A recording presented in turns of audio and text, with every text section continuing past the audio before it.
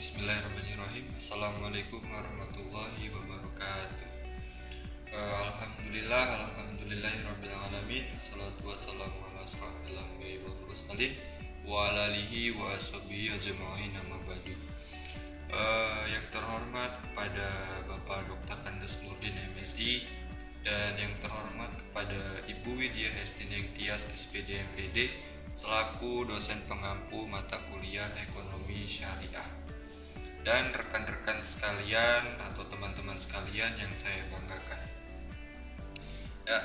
Kami dari kelompok 8 sebelumnya izin memperkenalkan diri terlebih dahulu sebelum memaparkan isi daripada materi kita pada hari ini. Inilah anggota dari kelompok 8. Di sini ada 4 anggota ya teman-teman. Yang pertama ada Mas Piyah, kemudian ini sudah tidak asing lagi ya teman-teman, ini adalah saya sendiri, Bambang Heriadi. Kemudian ada Ardelia Putri Ramadhani. Kemudian yang terakhir adalah ada Ulima Antiesti. Ya, langsung saja kita next. Oke.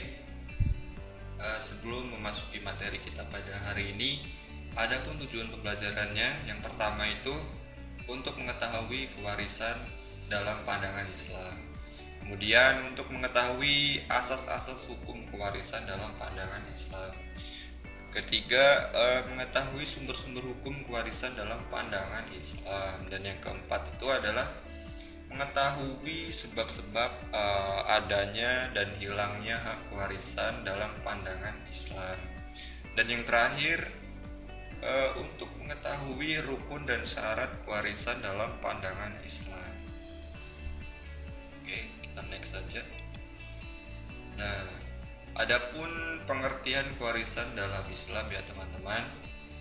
Jadi perlu kita ketahui terlebih dahulu. Jadi waris menurut hukum Islam ini adalah yang dimana hukum yang mengatur tentang peralihan harta kekayaan yang ditinggalkan seseorang yang telah meninggal dunia, dan juga berbagai aturan tentang perpindahan hak milik.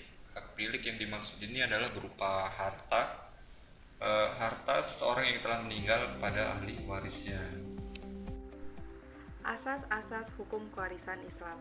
Dalam kewarisan Islam ada beberapa asas yang berkaitan dengan peralihan harta kepada ahli waris. Cara kepemilikan harta oleh menerima kadar jumlah harta dan waktu terjadinya peralihan harta. Asas-asas tersebut yaitu sebagai berikut. Yang pertama ada asas ijbari. Asas ijbari ialah pengalihan harta dari seseorang yang meninggal dunia kepada ahli warisnya berlaku dengan sendirinya menurut ketetapan Allah. Yang kedua ada asas bilateral. Yang dimaksud dengan asas bilateral dalam hukum kewarisan Islam adalah seseorang yang menerima hak warisan dari kedua belah pihak kerabat, yaitu dari garis keturunan perempuan maupun keturunan laki-laki. Yang selanjutnya ada asas individual. Asas individual ini adalah setiap ahli waris atau secara individu berhak atas bagian yang didapatkan tanpa terikat kepada ahli waris. Dengan demikian, bagian yang diperoleh oleh ahli waris secara individu berhak mendapatkan semua harta yang telah menjadi bagiannya. Yang keempat ada asas keadilan berimbang. Yang dimaksud dengan asas keadilan berimbang adalah keseimbangan antara hak dengan kewajiban dan keseimbangan antara yang diperoleh dengan kebutuhan dan kegunaan. Dengan perkataan lain, dapat dikemukakan bahwa faktor jenis kelamin tidak menentukan dalam hak warisan. Selanjutnya adalah kewarisan akibat kematian. Jadi, hukum waris Islam memandang bahwa terjadinya peralihan harta hanya semata-mata karena adanya kematian. Dengan perkataan lain, harta seseorang tidak dapat beralih apabila belum ada kematian. Apabila pewaris masih hidup, maka peralihan harta tidak dapat dilakukan dengan pewarisan. Yang selanjutnya adalah sumber-sumber hukum kewarisan Islam. Ada beberapa sumber hukum ilmu faraid atau ilmu waris adalah Al-Quran, As-Sunnah, dan Ijma' para ulama, yaitu sebagai berikut. Yang pertama ada Al-Quran. Dari sumber hukum yang pertama, Al-Quran, setidaknya ada 3 ayat yang memuat tentang hukum waris. Ada beberapa ayat yang berkaitan dengan kewarisan, yaitu ada surah An-Nisa ayat 11-12, dan ada surah An-Nisa ayat 176. Yang selanjutnya adalah Al-Hadis. Ada beberapa hadis yang menerangkan tentang pembagian harta waris, antara lain sebagai berikut. Yang pertama dari Ibnu Abbas radhiyallahu anhu, Nabi Muhammad SAW bersabda, "Berikanlah harta pusaka kepada orang-orang yang berhak, sudah itu sisanya untuk laki-laki yang lebih utama." Hadis riwayat Muslim. Yang selanjutnya dari Usamah bin Sa'id radhiyallahu anhu, bahwasanya Nabi SAW bersabda, "Tidaklah berhak seorang muslim mewarisi orang kafir dan tidak pula orang kafir mewarisi." Hadis riwayat Bukhari dan Muslim. Selanjutnya adalah serahkanlah bagian-bagian kepada ahlinya, maka apa yang lebih adalah bagi laki-laki yang lebih dekat. Hadis riwayat Bukhari dan Muslim. Kesemua hadis tersebut menjelaskan bahwa bagian anak laki-laki lebih besar dari bagian anak perempuan, yaitu 1/2. Selanjutnya adalah ijma dan ijtihad. Para sahabat tabi'in, generasi pasca sahabat dan tabi'it tabi'in dan generasi pasca tabi'in telah berijma atau bersepakat tentang legalitas ilmu faraid atau ilmu waris, dan tidak ada yang dapat menyalahinya.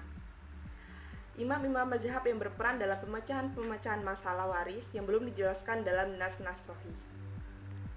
Selanjutnya yaitu sebab-sebab adanya hak kewarisan dalam Islam. Adapun beberapa sebab dalam kewarisan dalam Islam terkait hak seseorang mendapatkan warisan, yaitu yang ke-1 ada hubungan kekerabatan yang biasanya disebut dengan nasab, yang ditentukan oleh adanya hubungan darah yang dapat diketahui pada saat adanya kelahiran.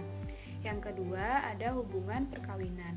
Hubungan perkawinan ini berkaitan dengan hukum Islam, yang berarti hubungan perkawinan yang sah menurut Islam. Contohnya, apabila seorang suami meninggalkan harta, warisan dan janda, maka istri yang ditinggalkan itu termasuk ahli warisnya, demikian sebaliknya. Yang ketiga ada al-wala atau memerdekakan hamba sahaya atau budak. Hubungan kewarisan ini akibat seseorang memerdekakan hamba sahaya atau melalui perjanjian tolong-menolong. Selanjutnya yaitu sebab-sebab hilangnya hak kewarisan dalam Islam.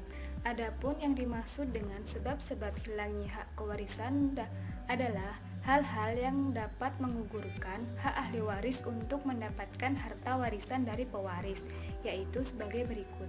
Yang ke-1 yaitu ada perbudakan. Seseorang yang berstatus sebagai budak tidaklah mempunyai hak untuk mewarisi sekalipun dari saudaranya.